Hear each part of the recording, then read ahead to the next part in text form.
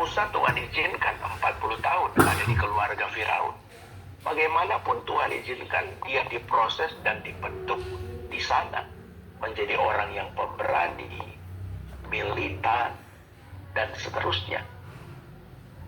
Tapi 40 tahun dia diproses di padang mengembalakan beberapa ekor domba di bawah asuhan Yitro yang akhirnya menjadi mertuanya. Dan kita berkata ketika melewati 40 tahun dia menjadi orang yang paling lemah lembut, kata Alkitab. Karena Tuhan mempersiapkan diri, Tuhan mempersiapkan Musa untuk menjadi pemimpin yang besar. Dia memimpin bangsa Israel. Dipersiapkan Tuhan seperti itu 40 tahun. Dia harus bersama dengan keluarga Yitro yang adalah hamba Tuhan, dibentuk sedemikian rupa. Kita ini memang harus rendah hati untuk mau dibentuk oleh orang-orang yang lebih senior dari kita. Senior di sini bukan bicara senior umur,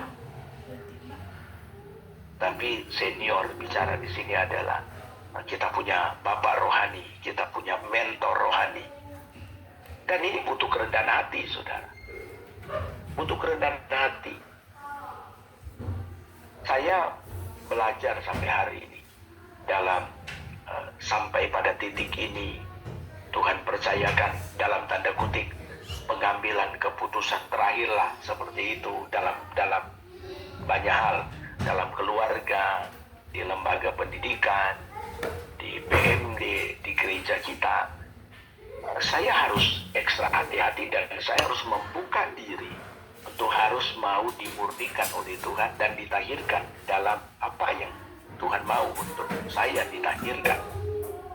Nah, saudara, kita akan menjadi sombong rohani ketika kita tidak membuka diri untuk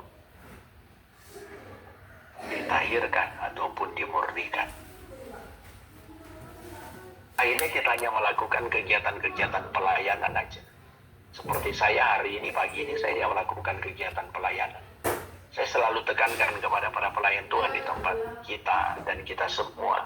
Jangan cuma melakukan rutinitas kegiatan pelayanan, tapi wadah tubuh ini yang memuliakan Tuhan itu sebuah persembahan yang tidak benar. Nggak benar. Ayo bersyukur sekali tema 2025 nanti ini. Tema kita tahun ini tentang bagaimana kita benar-benar ada dalam perkenanan Tuhan, hidup dalam kepenuhan Kristus.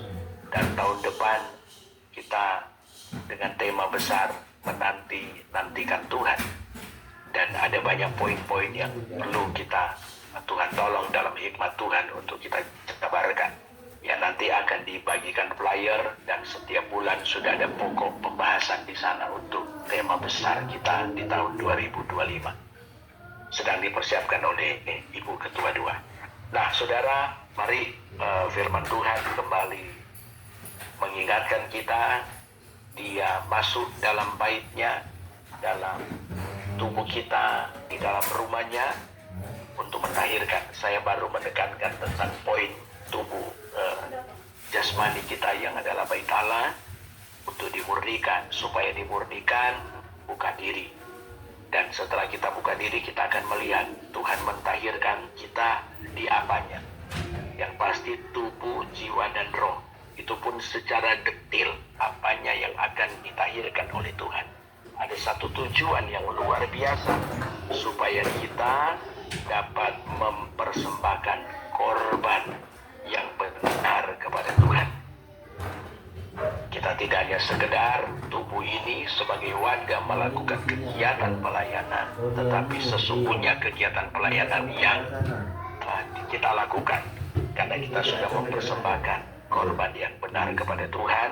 Bahkan ayat yang kelima itu luar biasa, yaitu nanti next kita akan bahas bersama itu bagaimana Tuhan itu mengangkat derajat orang-orang Lewi.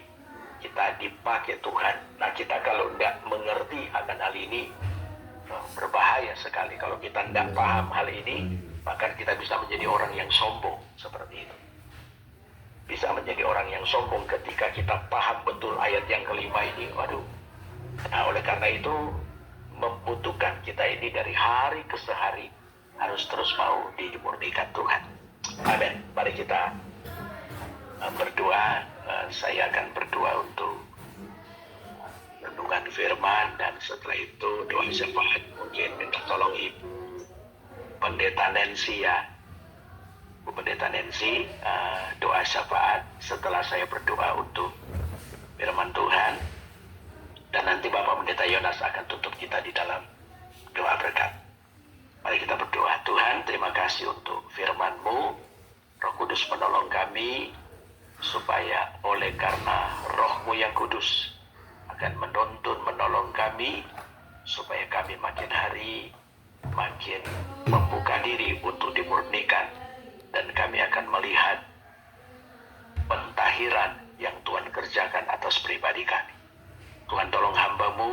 Haleluya. Tuhan tolong kami semua. Kami bukan hanya sekedar sebagai pemberita Injil, tapi kami pun dapat menjadi garam, kami dapat menjadi terang, kami dapat menjadi surat Kristus yang dapat dibaca, yang dapat dicontoh, yang dapat menghidupi banyak orang lewat kehidupan kami.